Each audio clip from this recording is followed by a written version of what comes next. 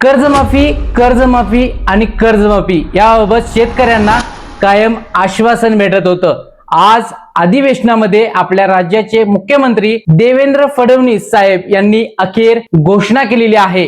पुण्यश्लोक अहिल्यादेवी होळकर शेतकरी कर्जमाफी योजना अखेर जाहीर केलेली आहे. यामध्ये पात्र शेतकऱ्यांना 2 लाखांपर्यंतचे कर्ज माफ होणार असून जे नियमित कर्ज परतफेड करतात त्यांच्यासाठी 50,000 रुपये प्रोत्साहनपर अनुदान मिळणार आहे.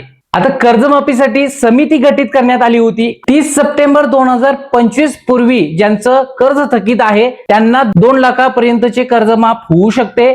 आता याबाबत शासन निर्णय परिपत्रक GR आल्यानंतर आपल्याला नक्की काय ते कळेल आणि कोणाला मिळणार 2 लाख रुपये आणि कोणाला मिळणार 50,000 रुपये याबाबत आपल्या या पेजवरती माहिती भेटणार आहे. त्यामुळे आताच आपल्या या पेजला फॉलो करा.